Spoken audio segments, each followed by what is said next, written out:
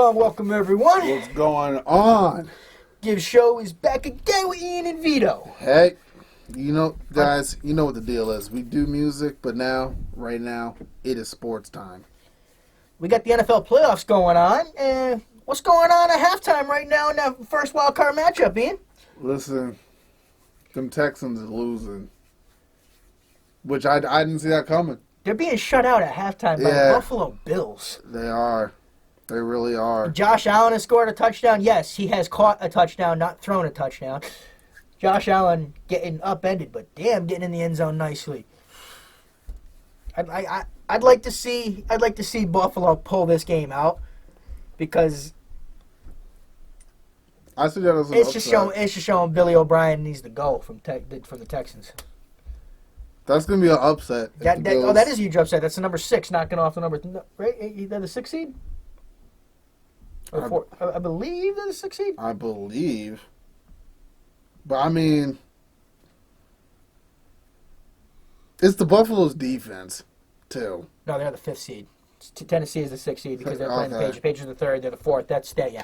But still, man.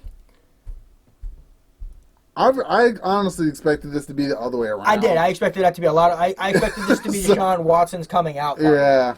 I expected him to go down, carry this team to victory, and show that he is a big time quarterback. Yeah. Doing it in the regular season is one thing. He's already crapped his pants in one playoff game. I mean, granted, he was hurt. Still, he's trying to play. This was supposed to be his showing out. I mean, but at halftime, he's already been sacked 4 times. Yeah, that's an offensive line issue. But it also could be he could be holding on to the ball too long. Yeah. We're not really seeing everything. Those could be coverage sacks. Yeah. He's only thrown for 49 yards so far. And you got the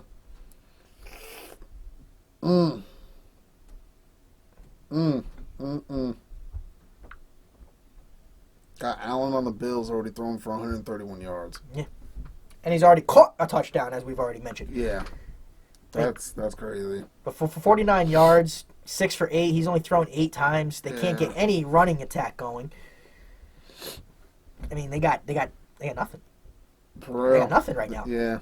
Nobody's catching the ball. Texans might be in trouble. They have to do some good halftime adjustments. Come out ready to play. For real. I completely agree. And then the nightcap tonight, we got my New England Patriots. Which I hope they lose. Welcoming in the Tennessee Titans. You hope they lose every week. You call them losing every week. Come on. Let's go Titans. Can we do some objective analysis here? I mean, let's keep it real. I think it's going to be a close game. I honestly think it's going to be a close game as well, but I think the Patriots pull this out. I see them pulling this one out 28-24. Well, it also depends on which Titans team shows up. This is true. But also it depends on which freaking Patriot team shows up. I'm hoping it's the playoff Patriots show up. We've been hoping they've been showing up all year. We haven't seen them all year. I don't know. Unless Ryan Tannehill gives y'all some issues. You never know. But then again, the Patriots know Ryan Tannehill. They used to see him twice a year when he was with Miami. That's true. So it's not like it's a quarterback they don't know. No, exactly. They know every tendency that this guy has. They've played him. They know him. Yeah, I see what you're saying. With that being said, Tannehill's having a hell of a year.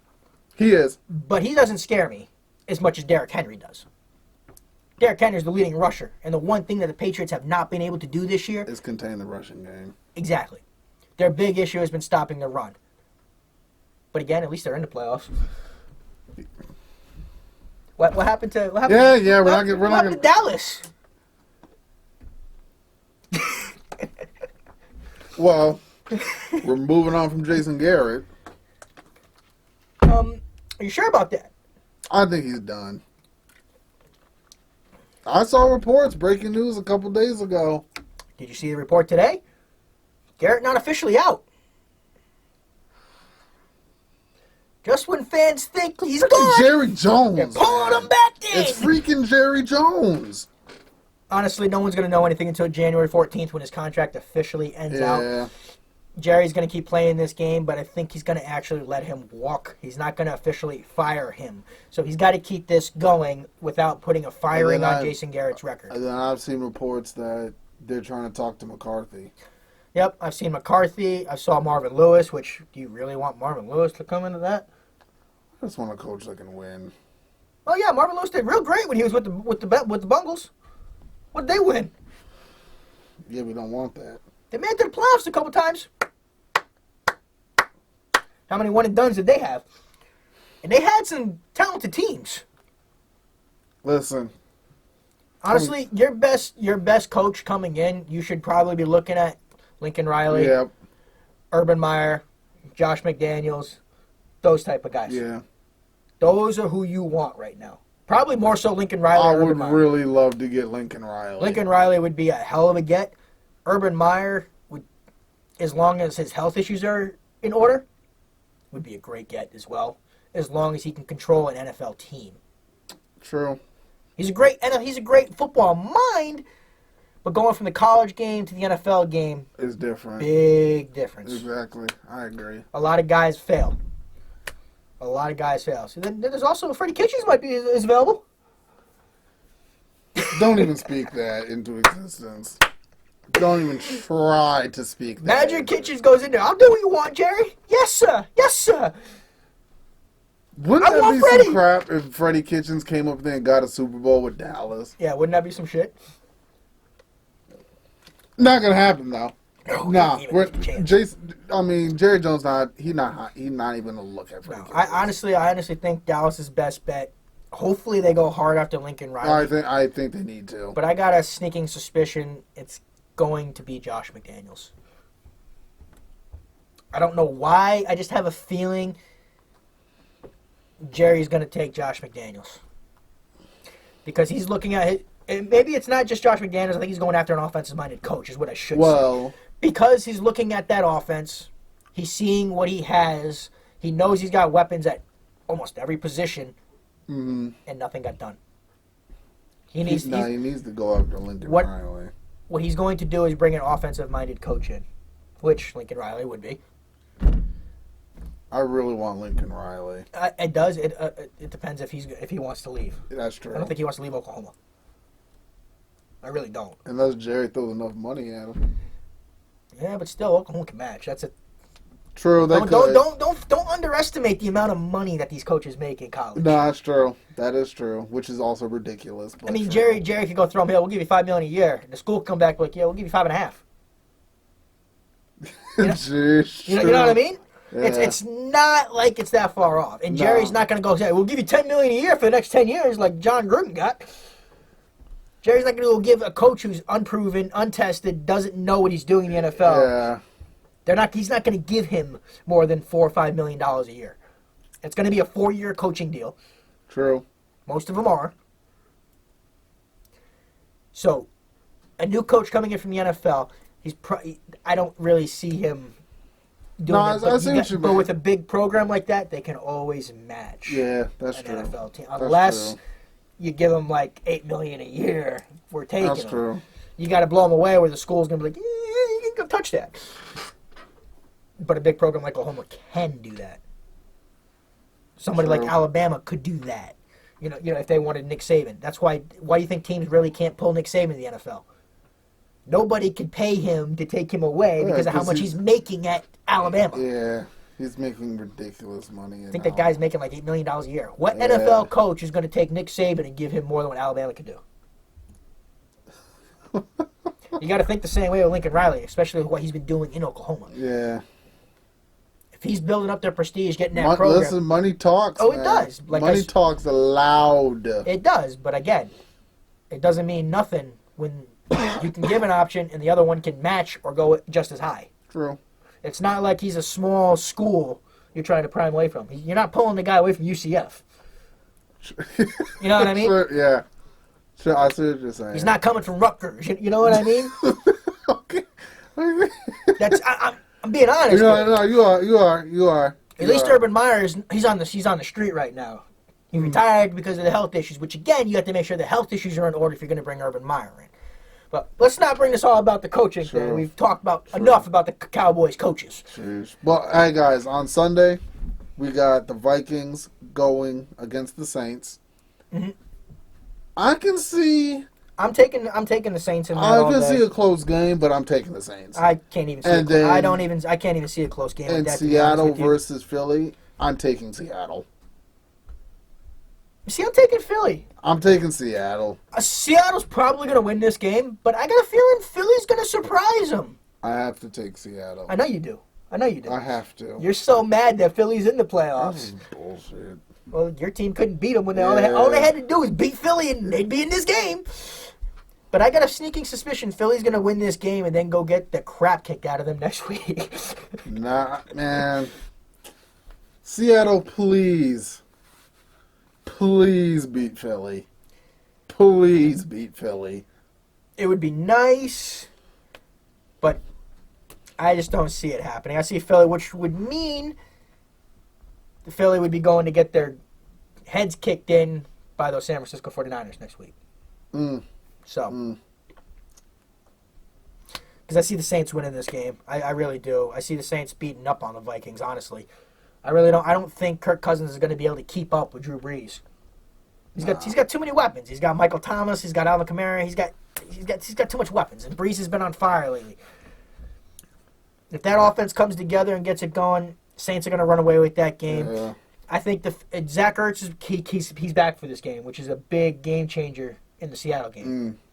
So having Ertz back, and if Goddard can have the kind of game he had against Dallas, that's going to be a tough tight end combo to stop. It really is.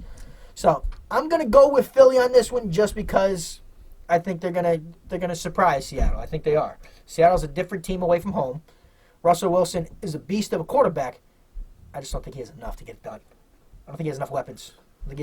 Philly's starting to get healthy at the right time. They are. But I don't think they have enough to compete next week. But that's what we got for the NFL right now. What do you got for the NBA, Ian? Man, I thought I was gonna have to be mad the other day. You must be talking about that Celtics game. I saw the score. I checked it in the middle of the game, and I was like, "We're really losing to Atlanta." These guys really, really keep playing down to the competition lately, and it's frustrating as fans. But we got the W. We got the W. We did win. Now, but we can't keep overcoming 18-point deficits. You don't want to keep digging yourself a hole. No.